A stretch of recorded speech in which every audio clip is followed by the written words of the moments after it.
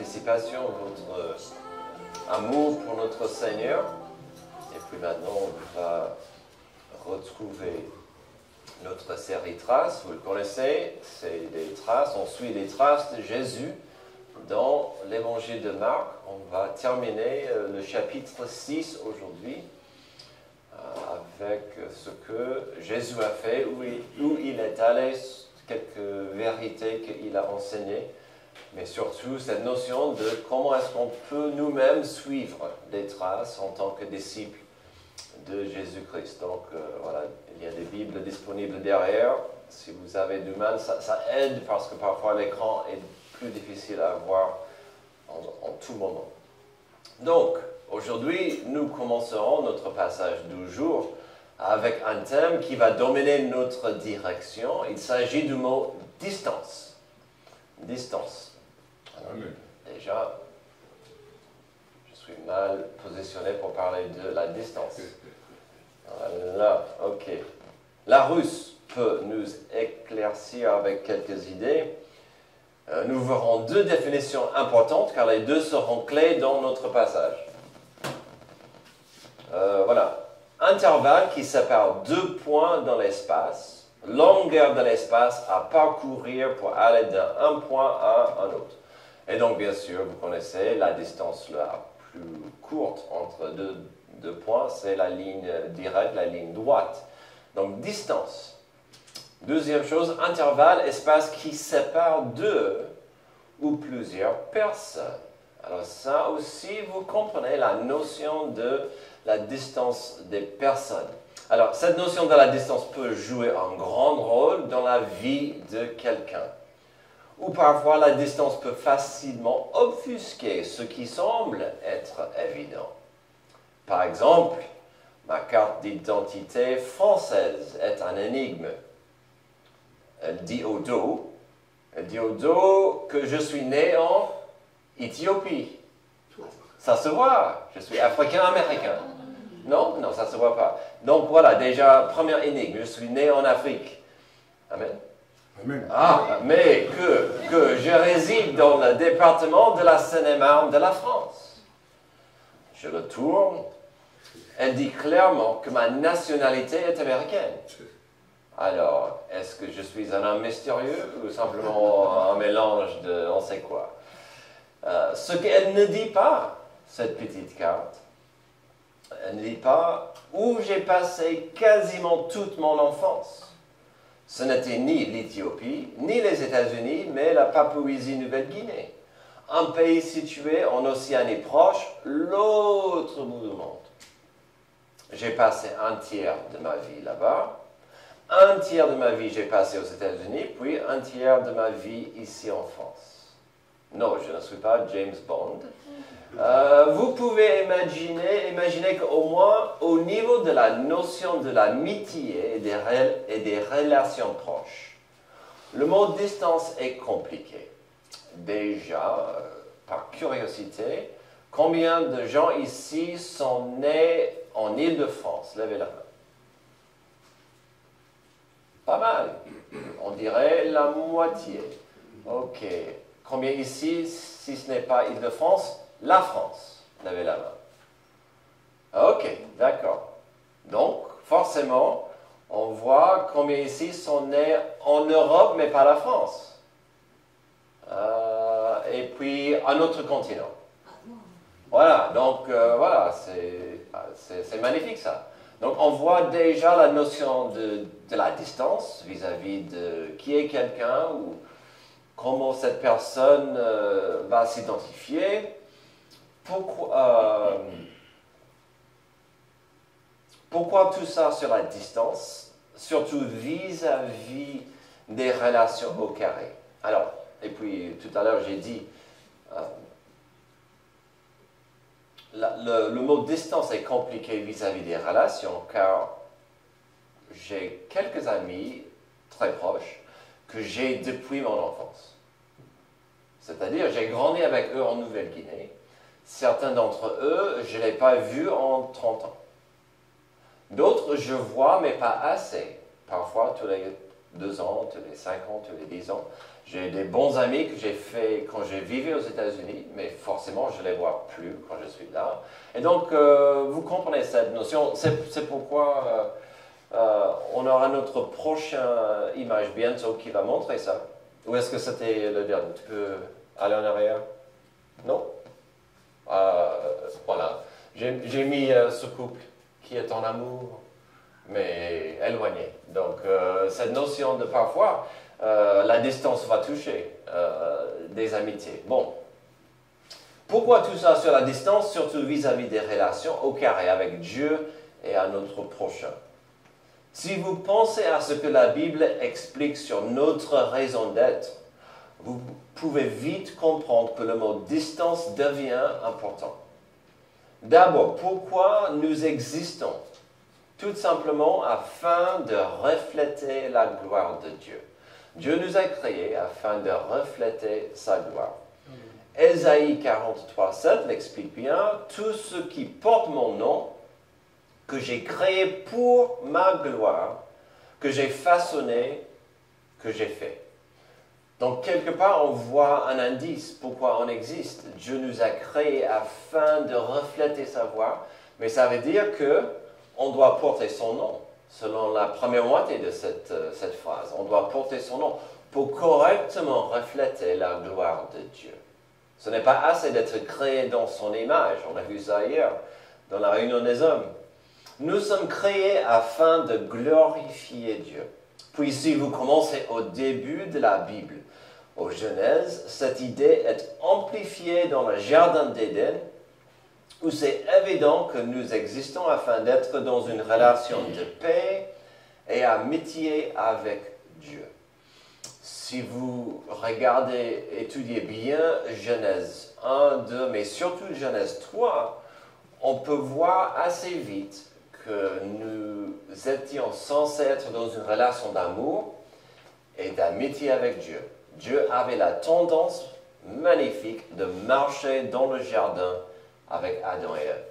Il y avait une amitié, il y avait une paix, il y avait une tendresse qui était censée être là dès le début et que le péché a gâché. Et donc, dès Genèse 3, on est séparés à cause de cette malédiction du péché. Donc, mais on est créé afin d'avoir cette paix et cette amitié avec Dieu. L'humanité est tombée loin du jardin et des attentes de Dieu pour nous. Afin d'avoir de la paix et de cette amitié avec Dieu, il fallait la rédemption de Dieu pour nous racheter de notre esclavage au péché. On est tous nés pécheurs, dans le péché on est tous nés esclaves, et donc c'est pourquoi Jésus devait aller à la croix pour nous racheter. C'est la beauté de la rédemption. Un des passages le plus beau, je trouve, le plus beau et profond dans toute la Bible se trouve en 2 Corinthiens 5. Pour moi, il nous résume la Bible de Genèse jusqu'à l'Apocalypse. Versets 19 à 21. En effet, Dieu était en Christ, il réconciliait le monde avec lui-même en ne chargeant pas les hommes de leurs fautes. Il a mis en nous la parole de la réconciliation. Nous sommes donc des ambassadeurs pour Christ, comme si Dieu adressait par nous son appel. Nous supplions au nom de Christ, soyez réconciliés avec Dieu. En effet, celui qui n'a pas connu le péché, il a fait devenir péché pour nous afin qu'en lui nous devenions justice de Dieu. Voici l'évangile. Nous étions pécheurs, esclavage au péché, et Jésus-Christ a pris notre péché sur lui afin que nous ayons cette paix.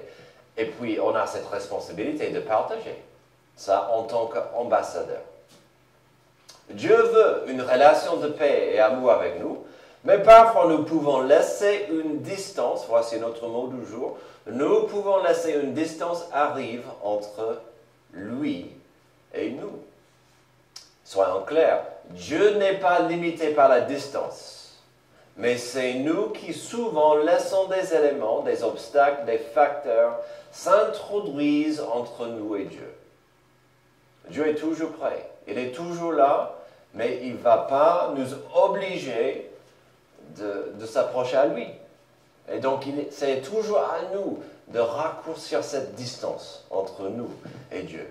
Dans notre passage, nous allons trouver 3 possibles actions, 3 possibles attitudes ou conditions qui peuvent créer une distance, un éloignement entre nous et Dieu. Alors, quels sont quelques éléments qui peuvent jouer ce rôle dans la distance qui nous sépare de Dieu? D'abord, il peut y avoir une distance liée à la communication. Verset 45. Aussitôt après, il obligea ses disciples à monter dans la barque et à le précéder sur l'autre rive vers Bethsaida.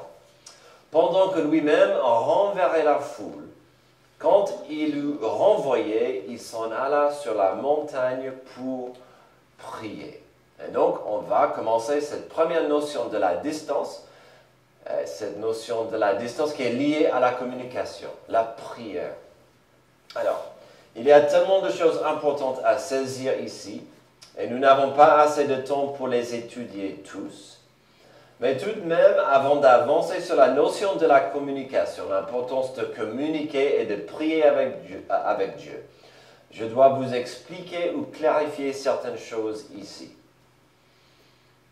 Jésus devait absolument s'isoler de tout le monde, sauf bien entendu avec son Père, dans la communion de la prière. Mais pourquoi? Pourquoi? Jean chapitre 6 nous donne un détail important sur ce qui s'est passé tout de suite après le miracle. Et c'est très important à comprendre. Je vous rappelle, si vous n'étiez pas là, on a vu Jésus qui a multiplié quelques pains, quelques poissons pour une foule de plus que 5000 personnes. C'était merveilleux, tellement d'être rassasiés. Et tout de suite, on a ce passage qui dit, mais allez hop, il a renvoyé tout le monde. Renvoyé tout le monde. Mais pourquoi? Jean 6. À la vue du signe miraculeux que Jésus avait fait, ces gens disaient, cet homme est vraiment le prophète qui doit venir dans le monde. Cependant, Jésus, sachant qu'ils allaient venir l'enlever pour le faire roi, se retira de nouveau sur la montagne toute seule. Houston, on a un problème. Je ne pense pas que cela faisait pour Jésus une vraie tentation. Mais tout de même, il devait arrêter ce mouvement. Il devait la couper tout de suite.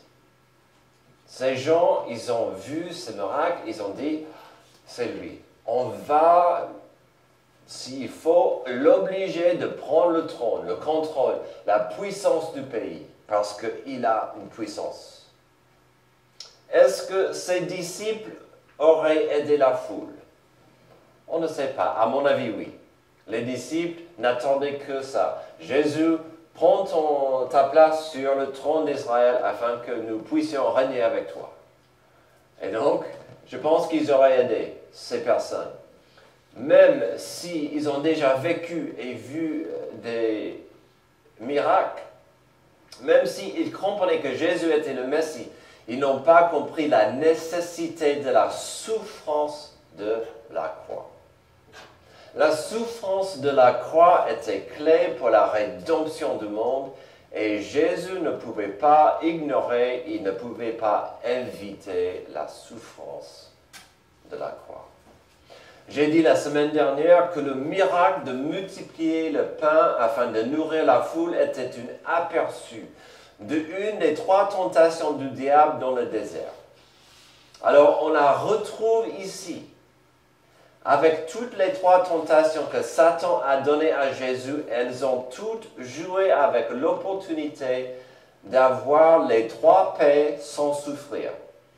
Permettez-moi, si ça fait un moment depuis que vous n'avez pas lu la tentation de Jésus, Satan est venu à Jésus après 40 jours de jeûne.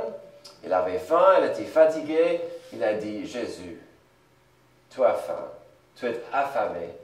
Ordonne que ces pierres deviennent du pain. Où en est le mal? Quelque part, il n'avait pas tort. C'est quoi le mal de transformer une pierre en pain? Et puis, Jésus venait de transformer quelques pains dans les milliers de morceaux de pain. Donc, ils pouvaient le faire. Le problème, c'était que c'était un raccourci qui évitait le processus naturel que Dieu a instauré sur notre planète. Même chose avec les deux autres tentations. Il a dit, mets-toi sur le temple, jette-toi et les anges vont te attraper. Tu n'auras pas de mal.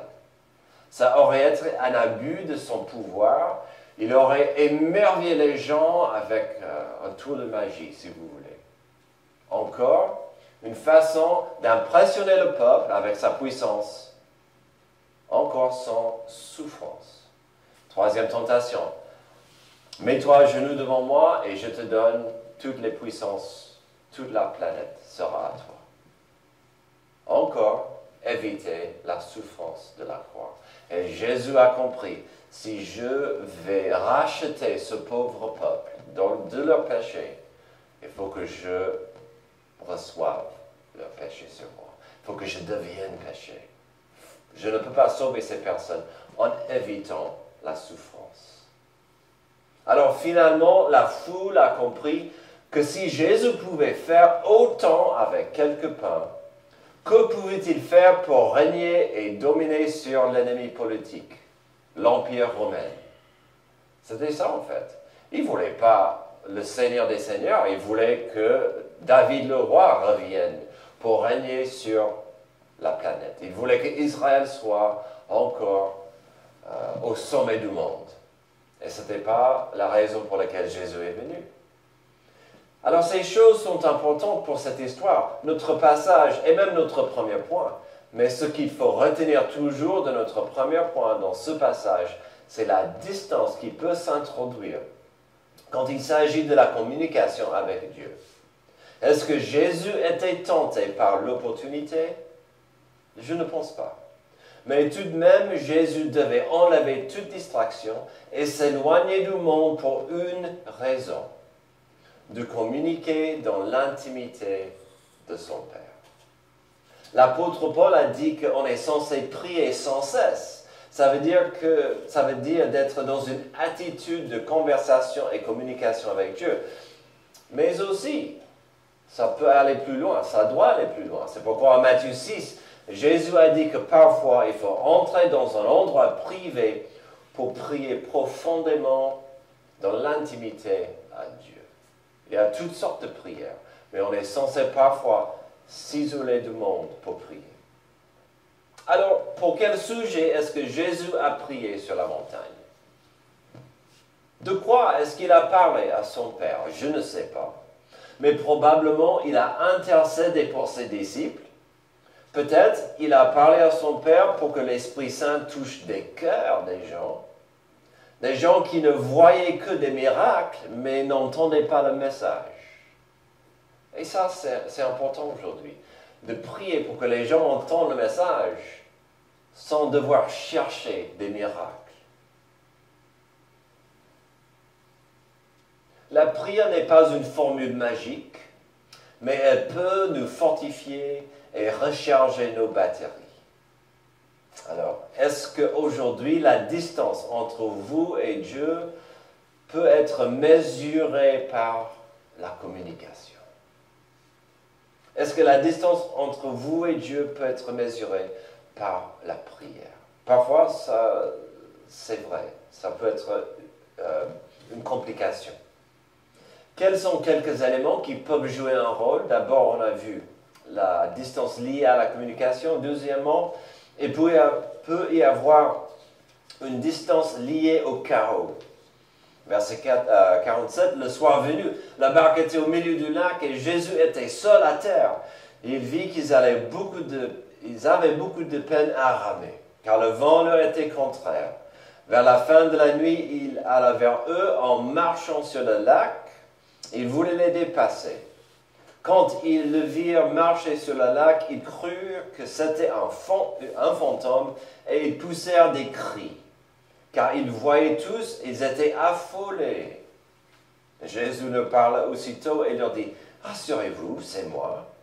N'ayez pas peur. » Puis il monta près d'eux dans la barque. Et le vent tomba.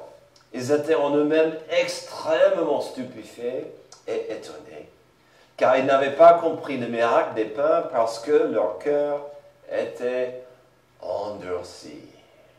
Ouh, ce passage est important, merveilleux, profond, et puis on arrive à la fin avec ce verset, et ça m'a troublé. Ils étaient stupéfiés, étonnés. Pourquoi? Parce que leur cœur était endurci à cause de ce qu'ils venaient de voir. Encore, nous avons un petit passage tellement riche, avec tant de possibilités et des applications spirituelles, mais on va malheureusement viser plus sur leur incrédulité et ce que Marc a décrit comme un endurcissement des cœurs. Ce n'était pas il y a si longtemps, au chapitre 4, je vous rappelle, où nous avons vu ceci.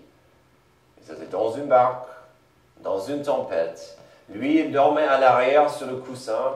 Ils le réveillèrent et lui dirent, « Maître, cela ne te fait rien que nous soyons en train de mourir ?» Il se réveilla, menaça le vent et dit à la mer, « Silence, tais-toi !» Le vent tomba et il y eut un grand calme. Puis il leur dit, « Pourquoi êtes-vous si craintifs? Comment se fait-il que vous n'ayez pas de foi ?» Ils furent saisis d'une grande frayeur et ils se disaient les uns aux autres, « Qui est donc cet homme? Même le vent et la mer lui obéissent. » À l'époque, quand on a vu ce passage, on a vu un premier niveau de peur. Ils avaient peur de la tempête. Deuxième niveau de peur, c'était « Waouh, Jésus peut ordonner, il peut dire à la nature, il peut ordonner la nature, commander. Il peut faire tout ce qu'il veut. » Et donc, après ça, on dirait ils auraient appris. Puis après cette nuit-là, ils ont vu encore des miracles incroyables, y compris la résurrection d'une fillette de la mort. Il y a quelques heures auparavant, ils ont vu Jésus-Christ par son pouvoir multiplier quelques pains et quelques poissons. À ce stade, pour les 12 au moins, il ne devait plus avoir grand-chose qui pouvait leur choquer. Encore et encore, Jésus a montré, il a prouvé qu'il était plus qu'un prophète, plus qu'un magicien, plus qu'un sage. Il était Dieu. Mais cette nuit-là, sans Jésus dans la barque, ils avaient peur dans le chaos de la tempête. Puis dans le chaos de la tempête, ils avaient même peur de Jésus-Christ lui-même. Ça devait être un fantôme, une apparition, un esprit mauvais qui venait pour eux. La Bible le dit et nous le répétons souvent, sans la foi, il est impossible d'être agréable à Dieu. C'est impossible de plaire à Dieu sans la foi. Il y a tant d'ennemis contre la foi, mais l'équipe la plus redoutable et formidable contre la foi, c'est le doute et la peur. D'ailleurs, je dis souvent, la boîte à outils de Satan n'a pas beaucoup d'outils. Mais dans cette boîte, il a la peur, le doute et le mensonge. Et ici, on voit le doute, on voit la peur. Leur doute et leur peur ont saisi le contrôle du bateau et ils étaient contrariés dans le chaos d'une tempête.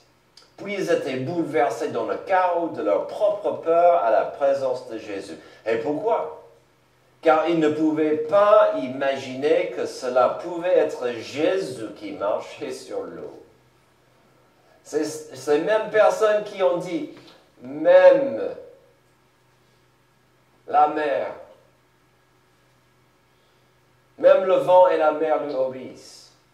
Ils avaient du mal à imaginer Jésus marche sur l'eau. Pourquoi? Ils ne pouvaient pas imaginer ça. C'est intéressant car nous voyons qu'il peut y avoir une distance entre nous et Dieu liée au chaos. Mais à ce moment-là, la distance entre les 12 et Jésus n'était que quelques mètres. Il n'était pas dans le bateau. Et cette distance était assez pour bouleverser ces gens dans cette tempête. Tandis que lui devait simplement dire, « Calmos, je suis là au milieu de vous, mais vous ne me voyez pas dans cet état de peur. » C'est ici où j'ai envie de dire, honte à eux. Comment pouvaient-ils rester tellement aveugles et dans l'incrédulité? Et c'est là où le Saint-Esprit me rappelle plus ou moins doucement que je suis exactement pareil comme eux. Dans le chaos de ma vie, qu'est-ce que je préfère regarder? Les vagues, le vent, comment c'est difficile de ramer. Est-ce que je pars dans le désert? Le chaos ne vous gêne pas, peut-être? Le chaos, c'est normal. On aura tous le chaos. Ce qui compte, c'est, est-ce que je comprends que Dieu est là? Il veut m'aider. Il n'est pas éloigné, même dans la tempête. Quels sont quelques éléments qui peuvent jouer un rôle dans la distance qui nous sépare de Dieu? Nous avons vu une distance liée à la communication. Il peut y avoir une distance liée au chaos. Aussi, il peut y avoir une distance liée à la compassion. Verset 53, après avoir traversé le lac, ils arrivèrent dans la région de Génézareth et abordèrent. Dès qu'ils furent sortis de la barque, les gens reconnurent Jésus et parcoururent tous les environs. Ils se mirent à apporter les malades sur des brancards là où ils apprenaient sa présence. Partout où il arrivait, dans les villages, dans les villes ou dans les campagnes, on mettait les malades sur les places publiques et on le suppliait de leur permettre seulement de toucher le bord de son vêtement. Tous ceux qui le touchaient étaient guéris. Alors, on a vu un peu cette notion avec la femme qui souffrait d'un problème de saignement. Elle a compris, si seulement je puisse toucher les habits de Jésus, je pourrais être guéri. Ici, on a tellement de gens, tellement de personnes malades et brisées, que Jésus ne pouvait pas s'arrêter. Mais ça n'empêchait pas les gens de dire, j'ai besoin de Jésus. J'ai besoin d'être dans sa présence. Ironiquement, notre 6e chapitre terminera sans un mot de plus sur les disciples. Nous avons devant nous une scène de service au carré. Espérons que les 12 se sont approchés à cette scène avec des cœurs disposés à servir, à aimer et de montrer de la compassion. Je vous rappelle que la compassion, ce n'est pas juste un sentiment de pitié pour autrui, mais aussi ça vous pousse à l'action. La compassion, c'est l'action après. Alors, si nous allons voir cette notion d'une distance liée à la compassion, que pouvons-nous apprendre ici? Alors, bien sûr, nous avons Jésus-Christ qui continue d'agir dans la compassion et l'amour pour des gens brisés autour de lui. Heureusement pour eux, heureusement pour les disciples, heureusement pour moi, Jésus est patient, il est rempli de compassion. Et nous savons, avec sa batterie encore pleine, rechargée dans la prière, il était prêt à être une bénédiction pour autrui. Mais on a l'habitude de voir la compassion de Jésus. Il serait facile de rater une autre compassion ici. Il serait facile de vite lire et continuer notre lecture sans apprécier le service et la fidélité que certains avaient pour autrui. Car il y avait tant de gens malades et brisés qui ne pouvaient pas chercher Jésus. Ces gens qui avaient envie de le croiser, mais qui ne pouvaient pas se déplacer. La distance qui existait entre la compassion de Jésus et ces personnes était énorme. Alors, qu'est-ce qui a fait la différence? Ou plutôt la question, c'est qui a fait la différence? Ceux qui ont compris l'importance dans la compassion d'agir et de réduire cette distance. Revoyons les versets 54 à 56 et dites-moi que ce n'est pas la compassion dans l'œuvre. 54. Dès qu'ils furent sortis de la barque, les gens reconnurent Jésus et parcoururent tous les environs. Ils se mirent à quoi? À porter les malades sur des brancards là où ils apprenaient sa présence. Partout où Jésus arrivait dans les villages, dans les villes, dans les campagnes, on mettait les malades sur les places publiques et on leur suppliait de leur permettre seulement de toucher le bord de son vêtement. Ça, c'est magnifique. On voit la compassion d'autrui qui dit, Jésus arrive, mon frère est malade, il est brisé, il est paralysé, je l'amène à Jésus. Mon proche est trop malade pour chercher Jésus. Je vais l'aider. On y va. Dieu aime bien de nous utiliser dans son ministère. Nous avons vu ça la semaine dernière, que le service au carré égale l'action de donner. Et même si on peut donner sans aimer, on ne peut pas aimer sans donner. Et la compassion parfois exige que quelqu'un d'autre fasse le nécessaire. On est rappelé ici de la vérité souvent oubliée sur l'Évangile. L'Évangile a besoin des porte-paroles, des messagers, des ambassadeurs. Certes, dans notre passage, des gens malades, des gens brisés voulaient bien que quelqu'un les amène à Jésus. Mais cette distance était tout de même un obstacle, un défi, puis finalement un acte d'amour, ou si vous voulez, un acte de compassion. J'espère que vous comprenez l'importance aujourd'hui d'amener des gens à Jésus. Bien sûr, la grande différence aujourd'hui, c'est que nous ne pouvons pas entraîner ou tirer des gens vers Jésus quand ils n'en ont pas envie. Mais la vérité spirituelle est là et nous ne devons pas la rater. Est-ce que je vis ma vie dans une façon où les gens puissent voir Jésus en moi? Est-ce que je suis prêt à amener les gens à Jésus? Si je crois en Jésus comme ces gens croyaient en lui, je dois poser des questions sur ma vie. Suis-je en train de vivre comme si je crois en Jésus? Ou est-ce que Jésus pour moi, c'est dimanche? Et lundi à samedi, c'est le monde. Suis-je en train de vivre ma vie comme si je crois en Jésus? Suis-je en train de communiquer à mon entourage que je crois en Jésus? Et parfois, ce n'est pas la communication vocale, c'est avec votre témoignage, votre fidélité à l'Église. Les gens voient qu'un tel croit en Jésus parce qu'il fait partie d'une Église. D'autres questions. Suis-je en train de communiquer à mon entourage que je crois en Jésus? Est-ce que ma vie porte des fruits comme si je crois en Jésus? Des fruits comme l'amour et la compassion, ou comme vous avez dit tout à l'heure, le pardon. C'est un fruit. Si je crois en Jésus comme Seigneur, mes priorités vont s'aligner dans une façon qui dit au monde, je suis un disciple de Jésus-Christ.